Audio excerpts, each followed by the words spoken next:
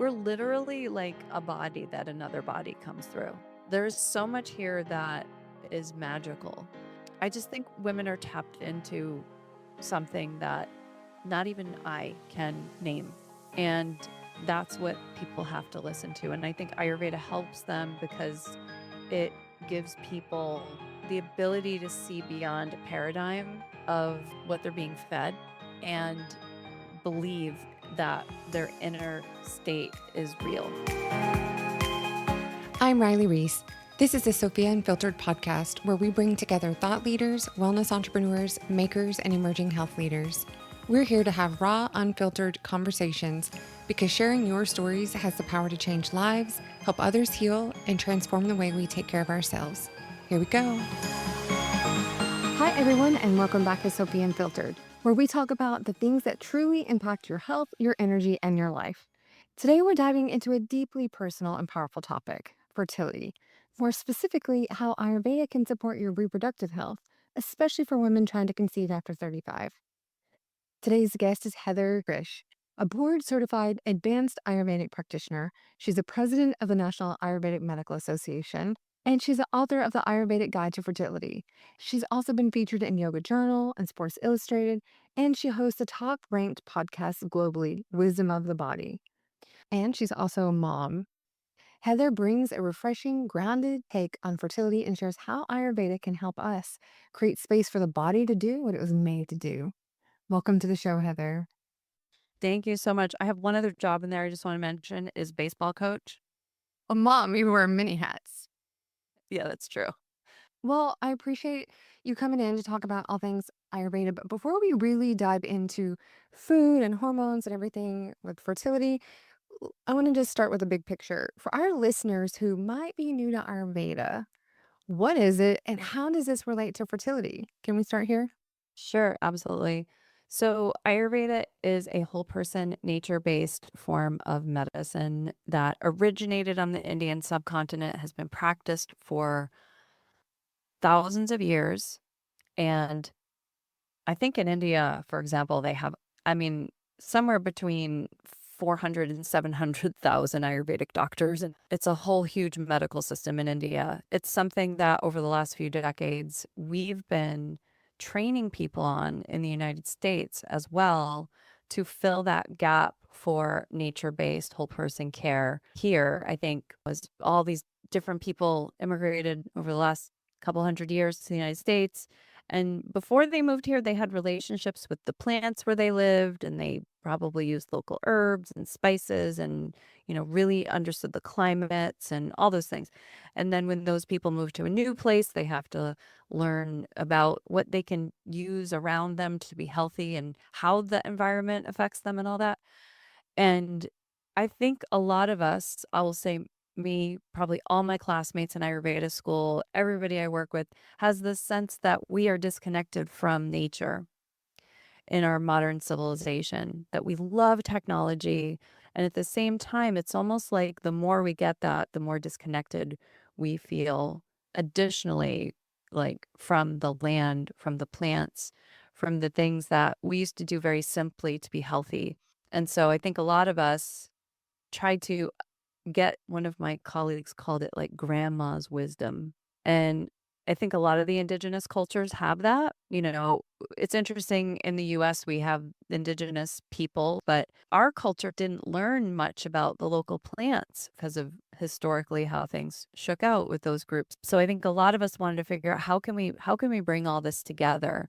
How can we bring together nature, our natural bodies, our this idea that we all have a different body type. This is central in Ayurveda. Not just because our sex, our biological sex is different, not just because we have different races, not just because we have different ethnicities, but because two people in a family could come out completely different. And we want to understand that, I think, in modern science on a genetic level. But for most of us in our day-to-day lives, we're not thinking about how complicated genes are. And I personally, the thing I value so much about Ayurveda is there's a framework for trying to understand how bodies are different in a very simple way. There are three different main constitutional types and the combinations of them. And if you just even learn that basic part, it's like a light bulb goes on. Like suddenly, oh, I understand why my sister's metabolism was different than mine. Or, it really helps us understand how we are unique and different than the person next to us. Let me give you like a very basic example. And when I was growing up in school, all my friends had to wash their hair every day. Like if they didn't wash their hair, they would be oily, just their hair would get super flat and they'd have to wash it every day. And if I didn't wash my hair, that wouldn't happen to me. But I thought I had to be like everybody else. So I would just wash my hair every day. And I didn't realize that because of my unique body type, I was actually stripping all the oils that I actually needed more because I had less oils naturally in my body than they had. I was producing less oils. So that's one of the things that Ayurveda gives you, these aha moments about, oh, what your specific body needs. I know that was like a long Even answer. even down to the hair type. That's fascinating. Yeah, because I mean, like certain body types build very dense tissues, thick hair, thick skin, big muscles, maybe even more fat, but we all sort of have a capacity. We have a capacity to go in certain directions. And it's really understanding that capacity that we have in our essence. And that was from the three main constitutions that you mentioned.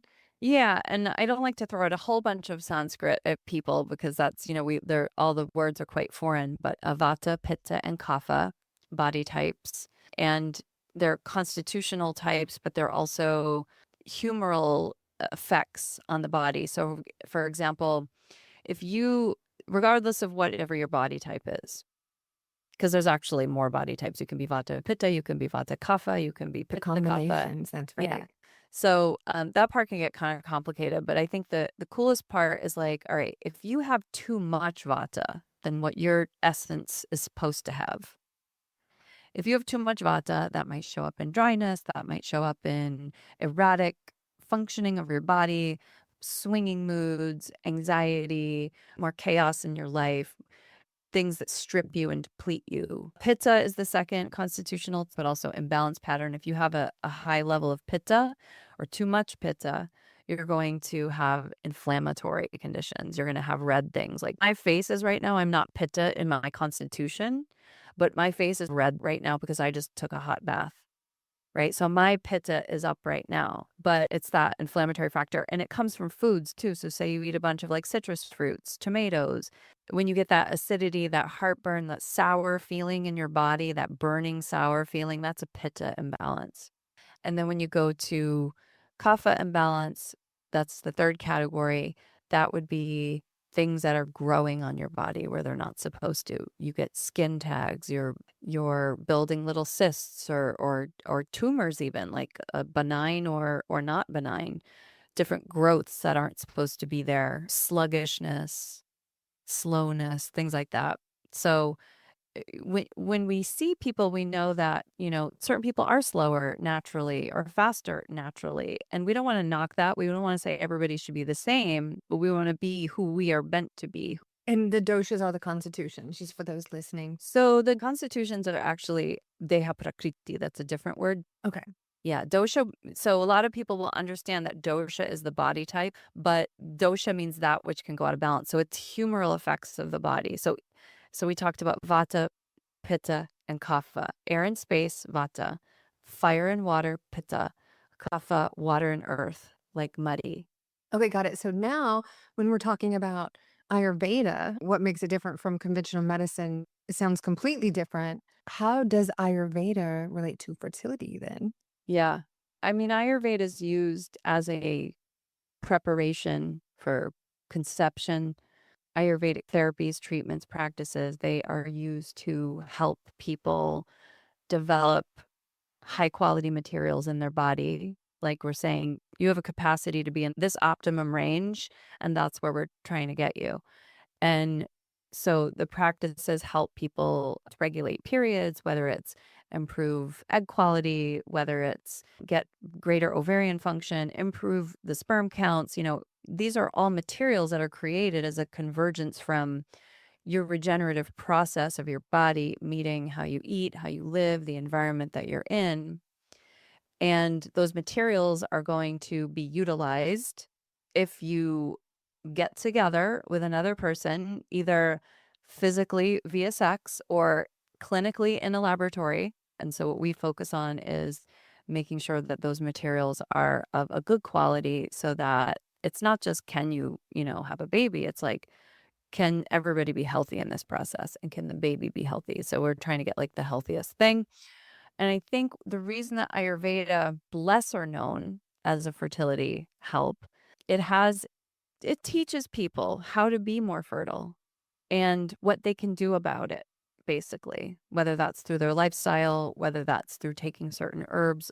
I'll just share a little bit about my personal story. I could not get pregnant in my early 30s, right? So just got married, trying to get pregnant. It's not happening, and gave up on it in my early 30s. And through years and years of I studied yoga, I studied Ayurveda. I then later tried to get pregnant in my late 30s, right as I was turning 40, and got pregnant very easily. So why is it that it was so hard when I was young and I was quote unquote not a geriatric pregnant person, right? They tell you. Why is it that I did not get pregnant then? What was not right about that? Now, did you, when you're early 30s, did you go down the IUI, IVF? Did you go down to the fertility docs? Were you doing all of the things? So if we had stayed together, I'm sure I would have been down that path because I'd already done the like I'm peeing on the ovulation sticks, like that whole um test based way of trying to get pregnant. I would have been down that pathway, and I ended up getting divorced, and that's I think why my life took me in a different direction. But yeah, it's like when I look back, I had very irregular menstrual cycles during that time. My doctor didn't, try to do anything about that or tell me there was anything I could do about that. And when I started studying Ayurveda, I was like, oh, there's something I could do about that. Oh, okay, I'm game. So I worked with a practitioner for a couple of years on that. A lot of it had to do with lifestyle changes, eating different foods, took a lot of herbs, things like that. Yeah, I feel like until you've been in the position where you're trying to conceive, you really can't understand the gravity of the situation. I think it's really hard to understand. I think more and more people are turning to Ayurveda now when they're struggling to conceive. And I think there is a lot of lifestyle that goes into it. But, we're now expecting our second, and, we're not in our early 30s. So, yeah, getting deemed geriatric pregnancy.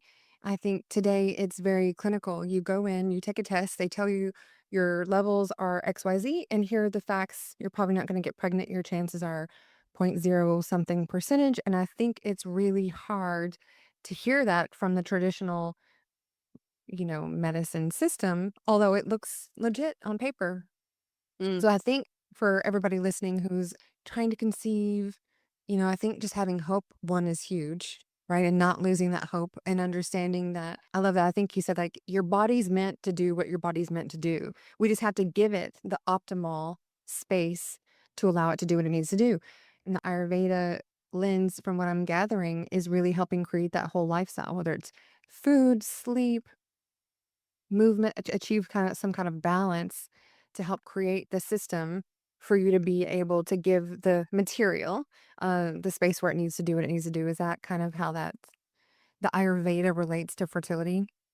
Yeah, and in fact, a lot of people need to do cleanses, as well if they've gotten out of balance. So we have certain principles in Ayurveda. It's like if you remove the root cause, then things get better, right? If you like increases like and opposites balance each other. So if you keep doing something, it's going to keep that pattern going. If you do something opposite, it's going to oppose that pattern, create a different effect. And even with that, so I just, just in the last 2 weeks, I had a woman who came to me. She had low AMH, anti-Malarian hormone. For anybody who doesn't know what that is, that's a That is a hormone that is detected through a blood test, and they determine, okay, well, if it's below a certain level, that must mean that you have low ovarian reserve. And she was told she had very low AMH and had ultrasounds as well to visually confirm, like, oh, actually, you're only getting like 1 or 2 follicles every month. And we did this cleanse together before she was going to go freeze her eggs. She's like, I'm going to go freeze my eggs anyway, even if I have to like do 10 rounds to get all the eggs that I need, you know. So we ended up doing this, pretty elaborate process to prepare her body for that. And she wrote me an email the morning she went for her ultrasound. She's like, I have 10 follicles. So our bodies are changeable. There can be amazing things that happen, and we have to, like, have the hope that something different can happen, but also the knowledge and the wisdom to figure out how to make that something different happen. Yeah, absolutely. And I just want to say for everybody listening, I was told low AMH, might as well not even try naturally, not going to happen. You need to go straight into, IVF and all the very expensive, invasive things. And AMH does not tell you whether or not you're going to get pregnant. It just tells you that's just like Heather just mentioned, it's just what they're using for testing purposes and statistics. It is not. I hope everybody doesn't take that as whether or not your chances of getting pregnant, because I don't think that they are the same. You can get pregnant if you have one egg and one follicle. Only takes Mm, one.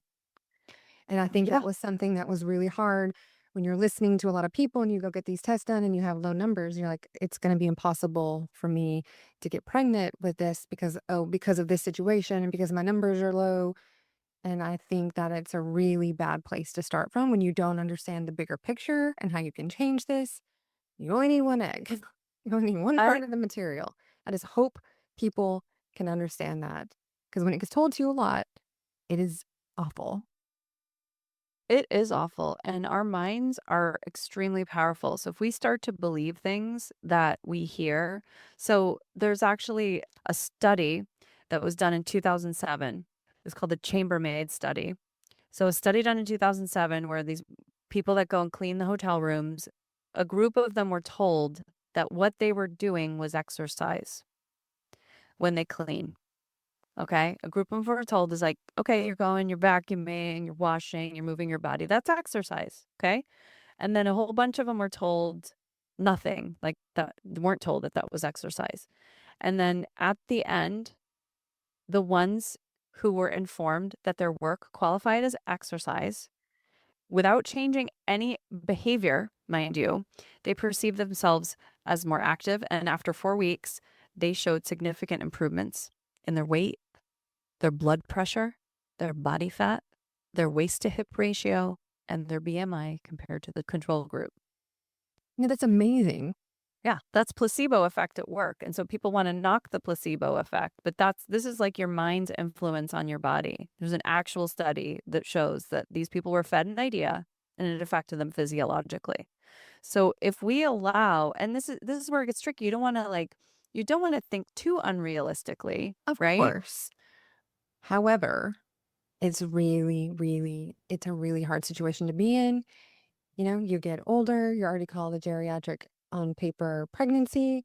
And at the end of the day, it only takes one. And you have so much more control over your health and what you do to get pregnant than people will allow. And we did get pregnant naturally, so it can happen, but there was a lot of work that gets involved in that, and lifestyle and stress management and everything else, and which is why I'm so excited to have this conversation. But on that note, so how does Ayurveda and the lifestyle, like, how can we support the male and female fertility?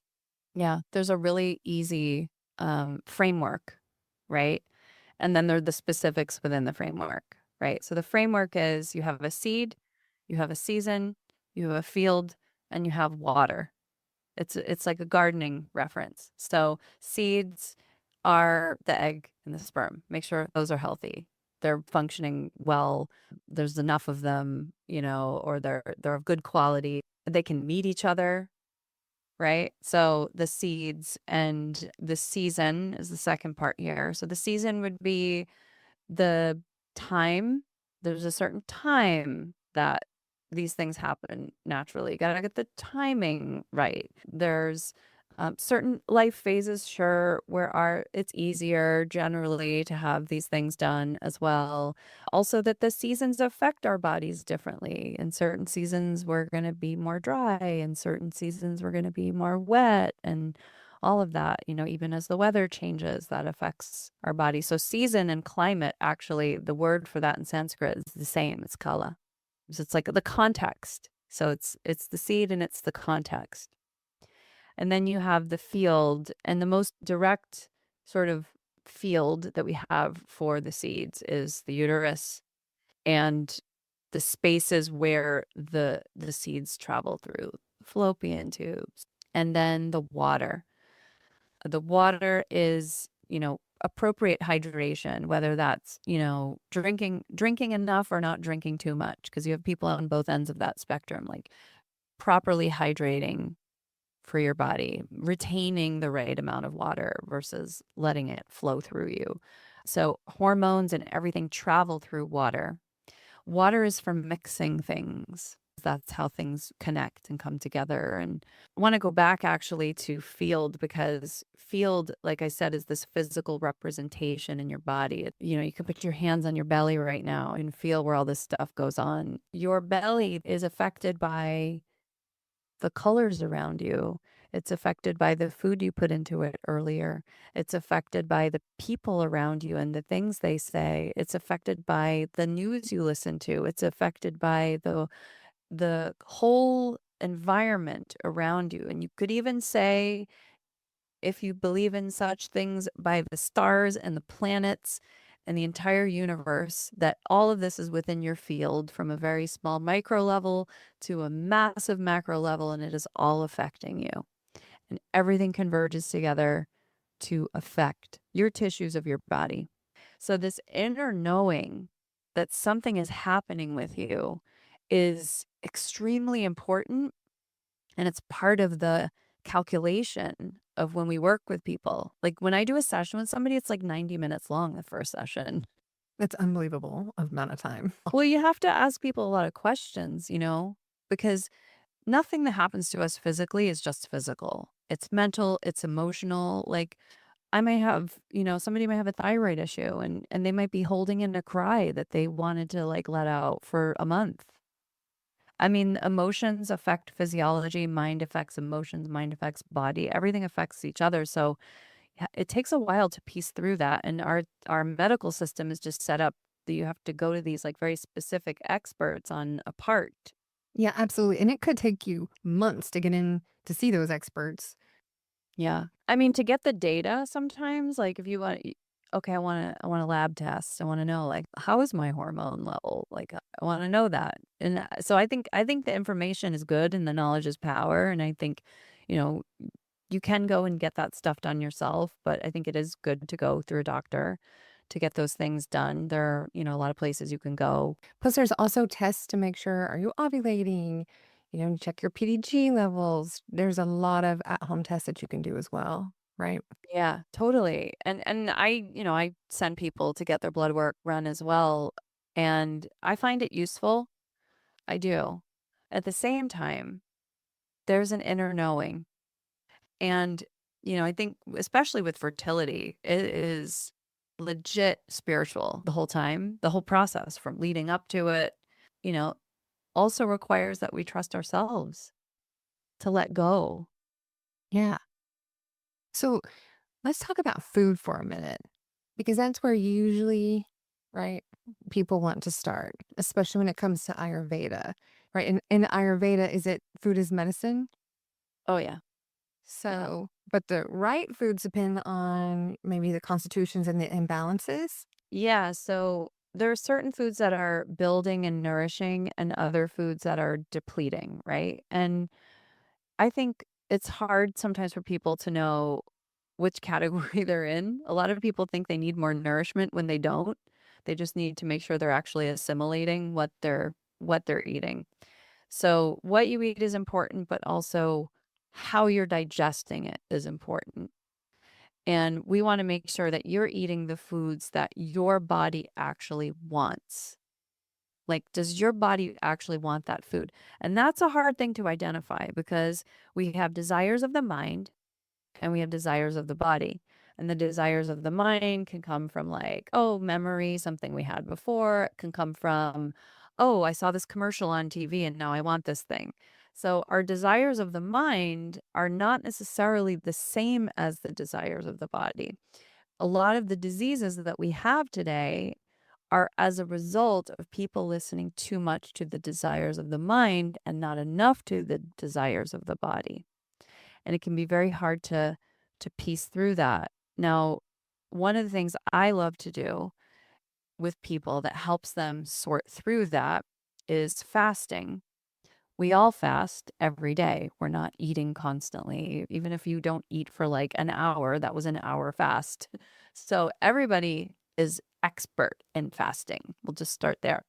What I like to do is have people push the boundaries of it a little bit to test the physical signs of what their body wants. And I find that when we do that, we start to understand more about what foods our body really wants versus, oh, I just crave that thing because I'm used to having it. We look at the body types and we look at how to optimize for that individual. So I can't say that there's some people that'll say everybody should have ghee because that's like commonly used in Ayurveda, which is a clarified butter. Everybody should have dates. Everybody should have almonds. There are certain foods that are known as like fertility foods. And there are also certain herbs that are known as fertility foods as well. But I think one of the beauties of Ayurveda from a clinical perspective is being able to see exactly what that person needs and not to just feel like we're like pumping stuff in us to make sure we get more of something, but it's really like, how do I become an open channel with strong tissues, with good blood, with proper levels of energy in my body and a proper immune response? Like, how do I build that? Yeah, it's interesting you bring that up, right? Because when I was trying to get pregnant, it's the list. You were exactly right. It wasn't specific for me or my body type. It was just, here's what to eat. And like people take all these supplements too. And I'm like, okay, that's cool. Like a lot of these things are great substances or foods or whatever. Whoa, are you going to actually digest that? Are you going to assimilate it? Because you might be just taking a bunch of stuff and the only thing it's doing is like irritating your digestion or like taxing your liver even because if supplements can be quite harsh on the liver. So we want to always do everything in context to what a person needs. Are there any supportive herbs or spices that you could recommend? I know it has Yeah. specific, but I mean, I think for optimizing assimilation, you know, I think the ghee and the almonds and the dates are great. And I think the ginger to be able to, especially fresh ginger, to be able to process all of that is important. And there are certain herbs that we use commonly in Ayurveda to improve sperm counts. There are certain herbs that we use to improve ovarian function as well. And all of these things will even modulate your hormones. We were talking about ashwagandha at some point, offline, and like that affects your hormones. There's an herb called shatavari, which is a medicinal herb that is used to improve ovarian function. And there's an herb called chaste berry. I think a lot of women are familiar with that one. It's called Vitex. yeah, no, I was recommended that one too. Yeah, that one will help modulate even your progesterone. That's also super helpful when people have cramps from their menstrual cycle. And then, even like there's one herb coming to mind for male sperm counts, anantamul. It's a less commonly known herb in America. It's like Indian sarsaparilla, delicious. And there's data showing that it helps improve the sperm counts. So there's a lot of herbs that can help do that, and a lot of foods that can also be utilized to just keep your body balanced. And there are signs there. You look for the signs that your body is balanced. You have daily bowel movements, sleep well, these basic markers. So like how you know you're healthy, like your tissues are forming properly, you're not having what we say these doshas imbalance. So you're not having inflammation, you're not having roughness and dryness, and you're not having excess mucus and growths and stuff like that. So that your humors are balanced, that your body is balanced, that you're emotionally balanced, that your mind is clear, and then you know that you're healthy. Like that's the benchmark. And their physiological and mental signs and emotional signs of that we can all read about ourselves, that maybe the aura ring or something like that tells us a little bit about, but there's also these like a whole world inside of cool things going on in ourselves that we have to honor and pay attention to. Yeah, absolutely. Are there any common foods or habits or anything that you would tell your clients to avoid during this preconception phase? For preconception, yeah, don't eat poisons. Don't eat poisons, don't eat things that cause for you inflammation, don't eat things that cause for you too much dryness. So the alcohols, the Alcohol, I look at alcohol as a medicine too. Like alcohol is a substance, right? So we use alcohol in Ayurveda to deliver herbs. Like it's part of medicinal, it's part of the pharmacopoeia. The purpose of alcohol in Ayurveda is to deliver a medicine quickly into a tissue in a body. So that's not how we Americans have alcohol. We do it recreationally, we do it socially. So having alcohol affects your blood sugar, it affects your hydration, it affects inflammatory processes, it affects your hormones. So I think that having things in moderation is important. I wouldn't say like don't have alcohol to all people, but I think getting a right relationship with it is super important. But Yeah, you know, absolutely. But there's yeah, a lot of women, right? The data is showing that a lot of women are binge drinking right now. So oh yeah. there's drinking, smoking, vaping. It's Right. just not good for you. Just don't do it. Just like not just because you want to be healthy for a baby. Do these things because it's good for you. And I think this is where all women have to get to. And it's like we have to get to this place where we matter, that our health matters, that we're not just going to take care of our health, oh, because there might be a baby coming. No, we're going to take care of our health because we love ourselves. That's why we're gonna do it. That's where we all have to get to not do things that harm ourselves. And once we realize it, it's hard, I know, like habits are hard to break, but we have to love ourselves. We have to know that like we're the only one that can like take care of this body. The only one. And it matters for us, like even way before we ever have a family. Yeah, absolutely. You also mentioned clearing the mind, right? And being in the right emotional, mental state. You know, when you talk about fertility, you really can't talk about fertility in this situation, especially when you're over 35, without talking about stress or the emotional toll that this can take, right? And I think I love Ayurveda because it really brings about and recognizes the mind body connection. How does stress show up in the body, and how do we calm the nervous system for better hormone health? Yeah. So stress is going to show up in a lot of different ways. We talk about it in terms of these doshas. So we might be stressed because we're too busy. We've got this and so much fire element just from doing, doing, doing, doing, doing. We might be stressed because we're not sleeping enough. We might be stressed because we have like lots of negativity around us. There's a lot of different reasons where we experience psychological stress, and then there's physical stress as well.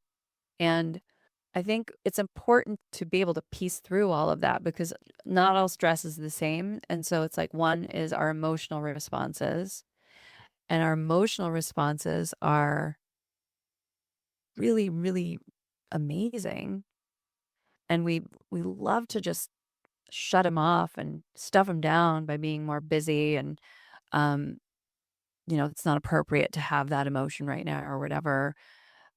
And we don't want to trap stress in our body. We don't want to trap emotions in our body. We need to figure out how to allow them to move. Like I mentioned, the person who wants to cry and they feel the lump in the throat, or the fear that like makes our chest tighten, or the thoughts that give us anxiety that make us have to run to the bathroom, or like whatever those things are, we have to allow that something stressful might have happened. We have to allow that to leave our bodies. We have to allow that experience out. We shouldn't be ruminating. We shouldn't be going over and over about it. We have to come to an understanding. We might need to make different choices, but we don't need to trap that stuff in our bodies because that harms us. But are there specific Ayurvedic tools to help with Yeah. this or Yeah. I mean, one of the things practices? we obviously do a lot is cleansing with people, but even just knowing that, like physiologically, certain herbs create more of a tightening in the body. So we think about, how is this body trapping something? What is trapped there? How can we release it? So yes, obviously like meditation, yoga, there's different types of body therapies, but also like allowing yourself to sneeze when you need to sneeze, allowing yourself to cry when you need to cry, or any other biological function that may be unpleasant, whatever, learn to just appreciate that as movement through the body. So even emotions, when they come, they're movement through the body, and we can help them move if they've gotten stuck. We can help. I Yeah. have to say, this is one of the best analogies. That's one of the best analogies. So it's easy to think about food moving through the body, but I think emotions and moving through the body or moving out, that's always some foreign concept. It's so much harder to imagine. How do you let your emotions, how do emotions get trapped? It's harder for me to conceptualize how it gets trapped. And how do you let them, how do you know, and how do you let them go? I love this question. I mean, no, I mean, it's like, where do memories get stored in the body? Yeah. And it's not, the answer is it's not in one place, Of course not. and it's not, right? So, Like, how do I know it's going to show up as the tumor that you mentioned or in my throat in a thyroid condition? yeah. I mean, first we have to start with, what is it that people feel, right? And there's this word it's called kavaigunya, and it means a weak and defective space in the body. So when something becomes wounded, it becomes more likely to be what gets out of balance later, right? When that wound happens there. Now, how is it that I can have an imbalance in one part of my body over another part of a body, right? Because my actions create a pull. What I do, whether it's subconsciously or consciously, what I do pulls resources. And it will pull resources that are either made of good quality or made of some imbalanced quality. It still seems like a foreign concept. Yeah. And it's a question you should never stop asking. And it is a question that you should continue to ask when you meditate. Like your body's like one little chemistry set, and everything mixes together depending on what you do and what's going on in the environment around you. So, say you have like tons of sour food, that's going to affect you physiologically in one way. If you have tons of spicy food, that's going to affect you physiologically in one way. And the same energies that live in foods live in the words you hear, the sounds you hear. One of the things that we say the memory lives in is in the tarpaka kapha. It's one of the kapha tissues of the body. And Interesting. yeah, which is, influenced by the water element. And so the So, how would you ever get out something stored as a memory? Would you technically have to forget to get the emotion out? well, you can't change the past, and it's not like extracting the memory, but you extract the coloring. And so our response to an event, Like a trigger, for example. sure, yeah, a You trigger. have to get rid of whatever is causing that trigger about that specific event or that topic. Yep. Or even just getting rid of, yes, the trigger that creates the response, and even an action that might happen as well after that. So that's, and I think that these meditation practices of detachment, of being able to see beyond our thoughts and really become an observer of our bodies inside and our bodies outside and our minds and everything that's coming in through the senses and the thoughts that, gives us the space to be able to change things, but physiologically things may have gotten imbalanced. And so one weird thing is that as our mind is traveling through our tissues in our body, I'll just say it like that, as our thoughts are traveling, they can become colored by the physiology of our body. And that's why we want to balance our bodies. That's why the body matters. And that's why you got to listen to the body, because the body being off can throw the mind off, and vice versa. They're both equally important. Okay, so one Yeah. more question before. So a lot of listeners, maybe if they're in their 30s, late 30s or 40s, and they're wondering, is it too late?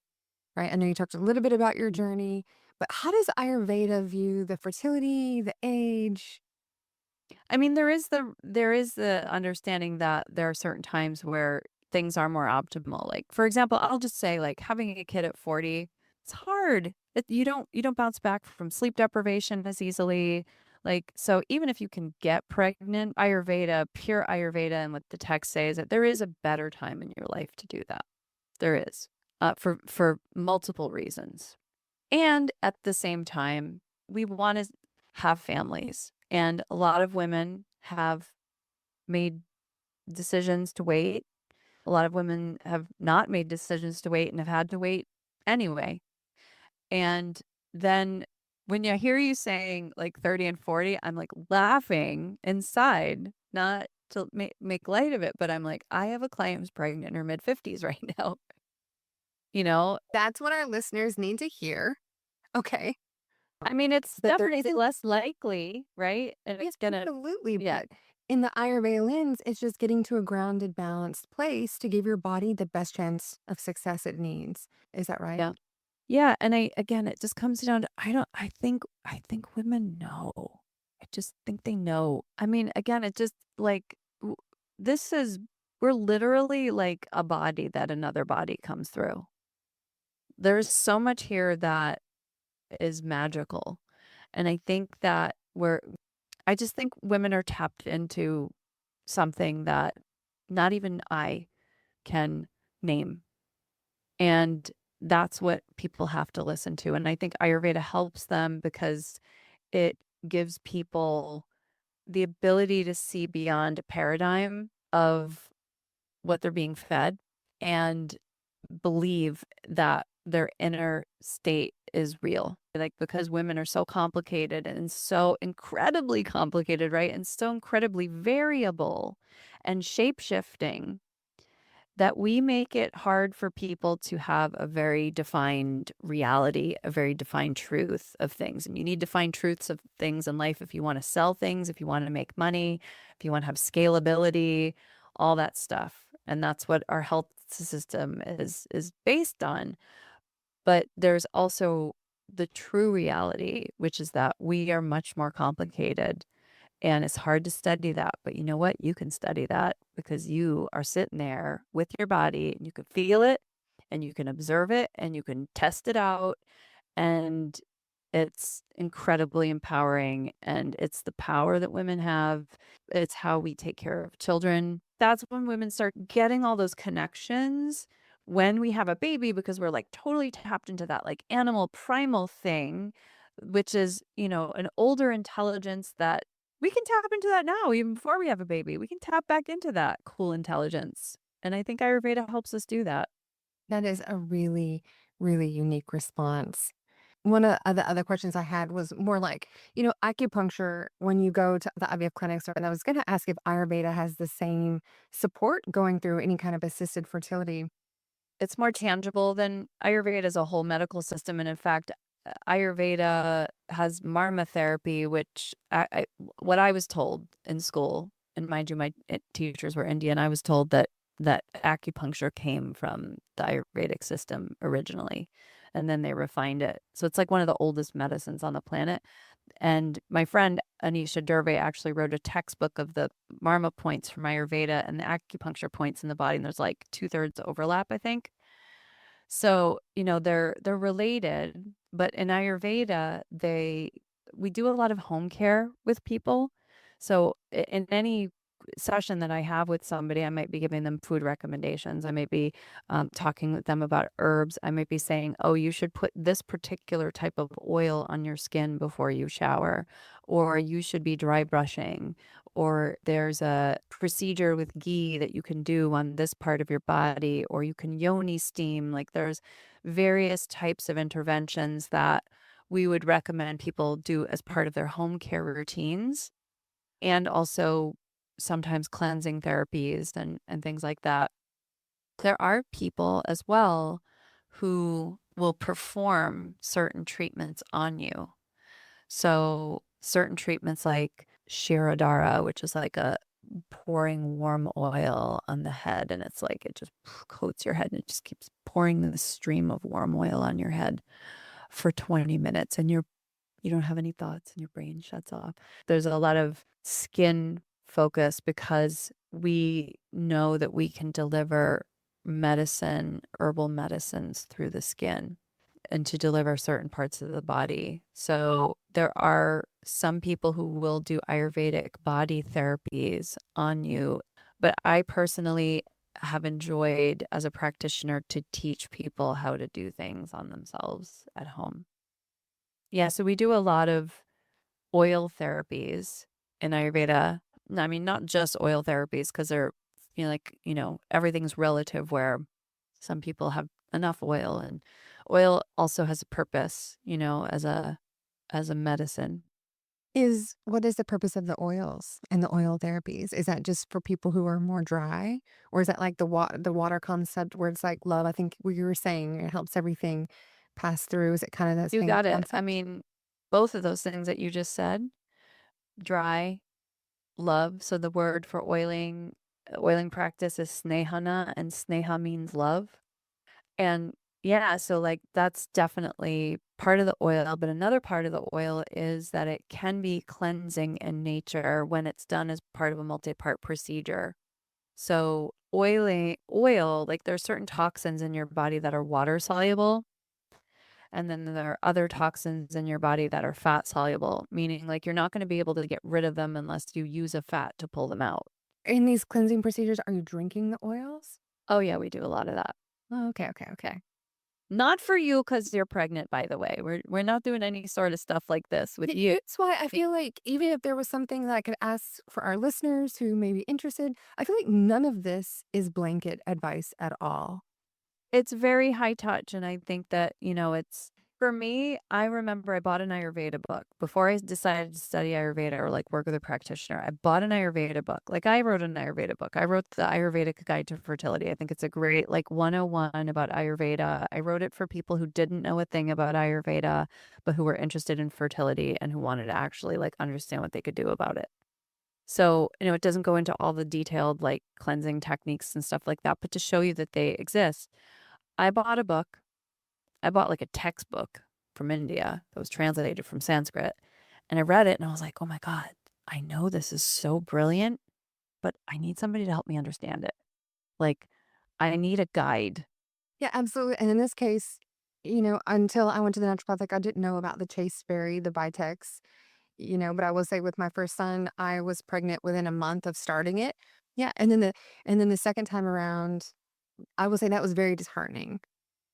Had I known about other paths or anything else, we would have done it. Well, I'm sorry, I know I already said one question, but one more question. How long does it really take to get your body, quote, ready?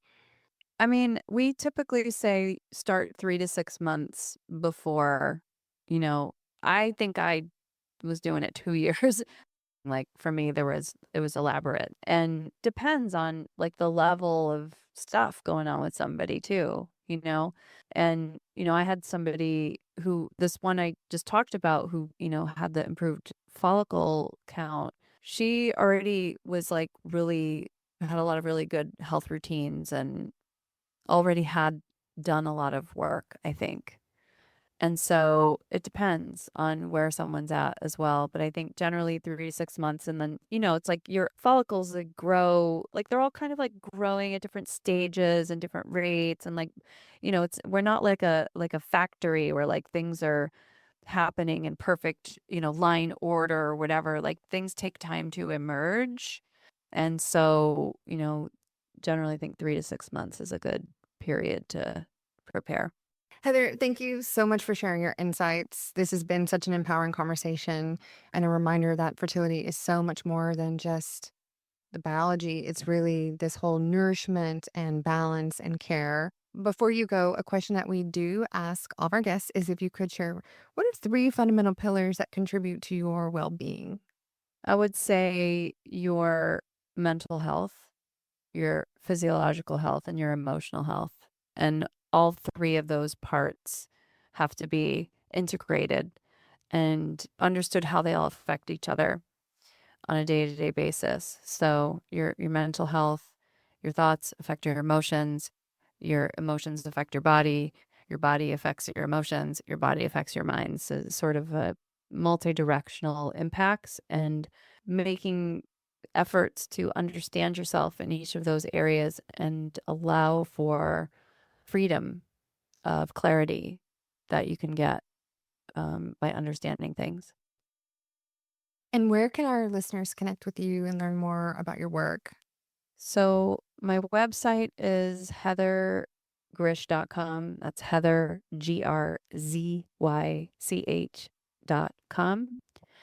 And that's, you can learn about the podcast, and I have some content up there for people to check out. You can learn about the book there. It's also like on Amazon. It's on like walmart.com and, All the places. yeah. Thank you so much for sharing your insights and the journey on all of this. It's a lot. And if we can help any women out there who are thinking about getting pregnant or freezing their eggs or trying to conceive, hopefully they can find an Ayurvedic practitioner to help them get started. Yeah, please do. I think there's a lot of opportunity. Thanks so much for listening. This has been Sofia Unfiltered, a podcast by Sofia Health, the #1 marketplace for health and wellness. Find services, classes, and products from the top health and wellness providers. Book an appointment or join live classes now. I'm your host, Riley Reese. If this episode resonated with you, we'd love to hear about it in the comments section of your favorite podcast provider or with a 5-star rating.